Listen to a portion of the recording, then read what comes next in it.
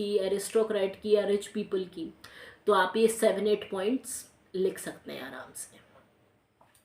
अब हम चलते हैं ग्यूसिपी मैज़नी पे। देखिए ग्यूसिपी मैज़नी जो था वो एक इटालियन रेवोल्यूशनरी था। इटालियन रेवोल्यूशनरी कौन लोग होते हैं? इटालियन रेवोल्यूशनरीज़ या फिर हमारे इंडियन रेवोल्यूशनरीज़ की भी बात करूं तो ये लोग वो लोग होते हैं जिनको हम क्रांतिकारी कहते हैं। क्रांतिकारी मतलब क्या हुआ? बेसिकली वो लोग जो एक क्रांति लाना चाहते हैं, देश में एक बहुत बड़ा बदलाव लाना चाहते हैं। ऐसे क्रांतिकारी हमारे देश में भी हुए, जिसमें से चंद्रशेखर आज़ाद, भगत सिंह, जिन्होंने देश की आज़ादी के लिए एक बहुत अहम भूमिका निभाई। उसी तरीके से यूरोपियन नेशंस के जो रेवोल्यूशनरी थे, उसमें से एक बहुत फेमस रेवोल्यूशनरी थे ग्यूसिपी मैज़नी, जो एक इटालियन रेवोल्यूशनरी थे, इटली के रेवोल्यूशनरी थे। ये सबसे पहला पॉइंट लिखेंगे आपसे जब ग्यूसिपी मैज़नी के बारे में पूछा जाएगा। अगेन आई एम रिपीटिंग बेटा, इस क्वेश्चन को मैं बहुत बार सीबीएसई बोर्ड के पेपर में देख चुकी हूँ कि आपको ग्यूसिपी मैज़नी के बारे में बताना है। तो आपको सबसे पहले क्या बताना है, ग्यूसिपी मैज़नी जो थे वो एक इटालियन रेवोल्यूशनरी थे। दूसरी चीज़ आप बताएंगे इनका जन्म जो था वो जिनोवा में हुआ था, that to be in the year 1807, 1807। सबसे पहला पॉइंट ये एक इटालियन रेवोल्यूशनरी थे। दूसरी चीज़ ये जो थे इनका जन्म जिनोवा इन 1807 में हुआ था। तीसरी बात आप ये बता सकते हैं कि ये खुद भी एक सीक्रेट सोसाइटी के मेंबर थे इन कार्बनरी। अगेन आई एम रिपीटिंग बेटा, कार्बनरी एक जगह है जहाँ के सीक्रेट सोसाइटी के ये मेंबर बने। अब ये सीक्रेट सोसाइटी क्या होती है? सीक्रेट सोसाइटीज़ वो होती हैं जो अंदर ही अंदर देश के अच्छे के लिए या देश में कोई बड़ा बदलाव लाने के लिए क्रांतिकारियों को अंडरग्राउंड तैयार करती हैं। क्योंकि आप अथॉरिटीज़ के सामने लोगों को क्रांति के लिए तैयार नहीं कर सकते, तो ये सीक्रेट सोसाइटीज़ जो हैं वो काम ही ये करती थी कि ये क्रांतिकारियों को अंडरग्राउंड किया करती थी।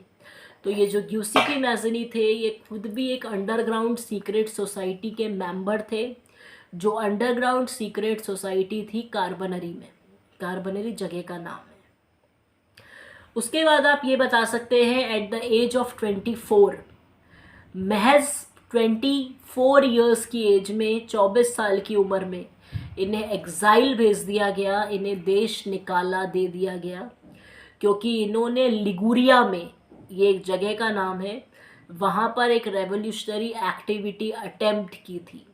आई एम अगेन रिपीटिंग, 24 साल की उम्र में इनको एग्ज़ाइल दे दिया गया था, देश निकाला दे दिया गया था। क्यों? क्योंकि इन्होंने लिगुरिया में, ये एक जगह है जहाँ पर एक रेवोल्यूशनरी एक्टिविटी को अंजाम दिया था। अपार्ट फ्रॉम दिस, इन्होंने खुद ने अपने एक्सपीरियंस से, अपनी स्किल से 2 सीक्रेट सोसाइटीज़ खोली। इन्होंने काम सीखा कार्बनरी में जो सीक्रेट सोसाइटी थी उससे, और फिर बाद में उन्हीं से इंस्पायर होकर इन्होंने खुद ने भी अपनी 2 सीक्रेट सोसाइटीज़ खोली, जिसका नाम था यंग इटली और एक का नाम था यंग यूरोप।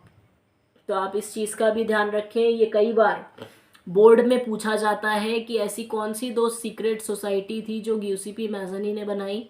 तो पहली थी यंग इटली और एक थी यंग यूरोप। यंग इटली जो थी वो थी मार्सेलस में, और यंग यूरोप जो थी वो थी बर्न में। तो आप इन 2 जगहों का भी नाम याद रखेंगे। उसके बाद आप ये बता सकते हैं कि इन्होंने जो सीक्रेट सोसाइटी खोली थी उसमें कहाँ कहाँ से भर्ती होने के लिए, मेंबर बनने के लिए लोग आते थे। तो ये जो सीक्रेट सोसाइटी थी इसमें यूथ मेंबर बनने के लिए आता था, नौजवान मेंबर बनने के लिए आते थे, और वो कौन से देश से आते थे? Germany, Poland, France and Italy. तो इन सब जगहों से क्या होता था, मेंबर्स आते थे, यूथ आता था मेंबर्स बनने के लिए।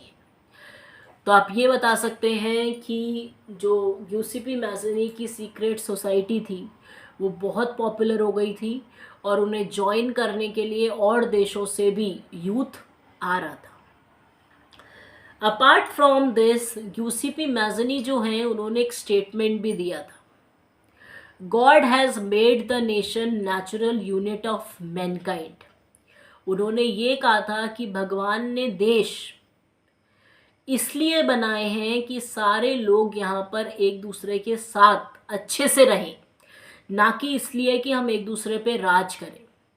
तो ये यूसीपी मैजनी का स्टेटमेंट था that the God has made a nation a natural unit of Mankind. भगवान ने जो नेशन, जो देश बनाए हैं वो इसलिए बनाए हैं कि सब एक साथ मिलजुल कर देश में रहें, ना कि एक दूसरे को डोमिनेट करें। ये बात थी यूसीपी मैजनी की। उसके अलावा इनकी आइडियोलॉजी को फॉलो करके और भी बहुत जगह पर सीक्रेट सोसाइटीज़ खोली गई, जिसमें सीक्रेट सोसाइटी खोली गई थी जर्मनी में, फ्रांस में, इटली में, पोलैंड में। तो आप ये भी बता सकते हैं कि इनकी सीक्रेट सोसाइटी से इंस्पिरेशन लेकर और भी यूरोपियन नेशंस में सीक्रेट सोसाइटी खोली गई, जिसमें जर्मनी भी आता था, इटली भी आता था, पोलैंड भी आता था, फ्रांस भी आता था, स्विट्ज़रलैंड भी आता था। ओके, तो इस तरह की जगहों पर और भी सीक्रेट सोसाइटीज़ धीरे धीरे खोली गई। एक आदमी था, एक पर्सनालिटी थी ड्यूक मैटरनिच करके। ड्यूक मैटरनिच जो थे वो ऑस्ट्रिया के चांसलर थे। चांसलर जो होते हैं वो एक ऐसी पोजीशन होती है जैसे हमारे देश में कैबिनेट मिनिस्टर्स होते हैं, उस तरीके से होता है चांसलर की पोजीशन। तो जो ड्यूक मैटरनिच थे वो ऑस्ट्रिया के चांसलर थे और वो यूसीपी मैजनी को बिल्कुल भी पसंद नहीं करते थे, क्योंकि ड्यूक मैटरनिच को ये लग रहा था कि जो जैसा है वो वैसा ही चलना चाहिए। लेकिन यूसीपी मैजनी समाज में एक बदलाव चाहते थे, इसलिए ड्यूक मैटरनिच यूसीपी मैजनी को पसंद नहीं करते थे और इसीलिए उन्होंने यूसीपी मैजनी के लिए एक स्टेटमेंट भी दिया। वो यूसीपी मैजनी को कहते थे the most dangerous enemy of the social order. मतलब समाज के लिए यूसीपी मैजनी एक बहुत बड़ा दुश्मन है। ये बात कही थी ड्यूक मैटरनिच ने। तो आप इस चीज़ का ध्यान रखें, ये स्टेटमेंट बहुत बार बोर्ड में पूछा जाता है, हु सेड दिस स्टेटमेंट। तो इस चीज़ का ध्यान रखें कि ये स्टेटमेंट ड्यूक मैटरनिच ने दिया था for the UCP Mazzini, that UCP Mazzini was the biggest enemy of the social order. ये आप बता सकते हैं।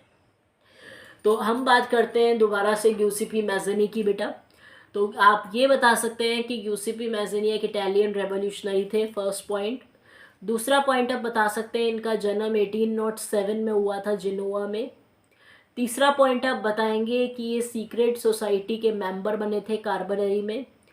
चौथी चीज़ आप बताएंगे 24 साल की उम्र में इनको एग्जाइल कर दिया गया था because he did something very wrong और he did something revolutionary in Liguria. तो आप ये बता सकते हैं। उसके अलावा आप ये बता सकते हैं कि इंस्पिरेशन लेकर इन्होंने अपनी सीक्रेट सोसाइटीज़ खुद ने भी खोली, जिनका नाम था Young Italy and Young Europe, जिसमें यंग इटली मार्सेलिस में थी और यंग यूरोप बर्ने में थी। Then you can tell about the statement which was given by Giuseppe Mazzini that the God has made the nation a natural unit of mankind. कि भगवान ने जो nation बनाए हैं वो इसलिए बनाए हैं कि सारे लोग यहाँ पर मिलजुल कर रहे हैं, ना कि एक दूसरे को डोमिनेट करें। ये इनका स्टेटमेंट था।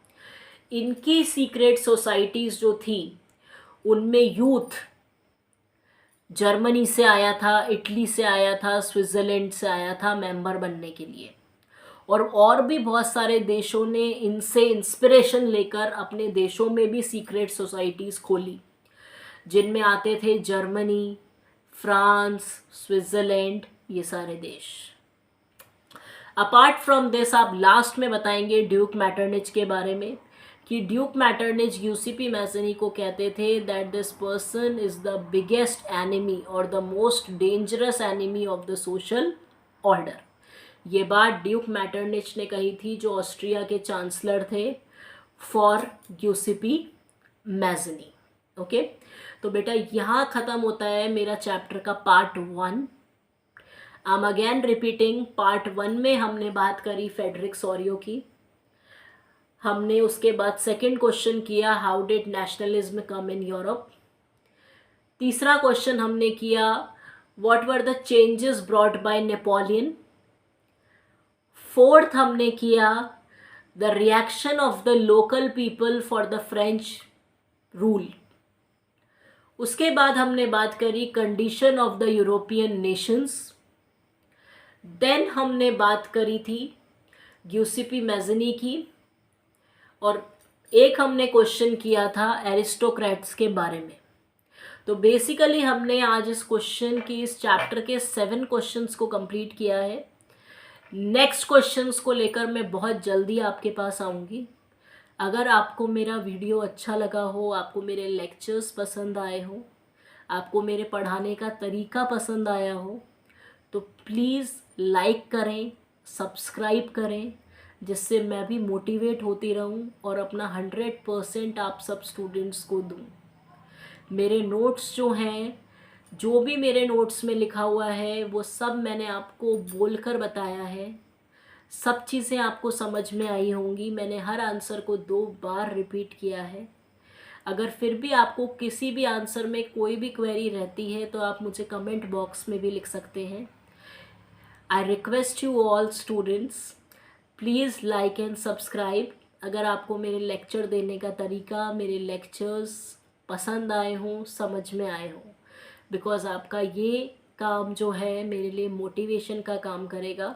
और मैं बहुत जल्द इस चैप्टर का पार्ट 2 लेकर आप लोगों के पास आऊँगी, जिसमें हम और सारे टॉपिक्स की बात करेंगे। और कोशिश ये करूँगी कि आने वाले 3 दिन में ये चैप्टर ख़त्म हो, जिससे हम एक नए चैप्टर पे चले। और इसी तरीके से मैं एसएसटी के चारों सब्जेक्ट्स के सारे चैप्टर्स के लेक्चर आप सबको डिलीवर टाइम टू टाइम करती रहूँगी। Thank you so much. God bless you all. Have a good day.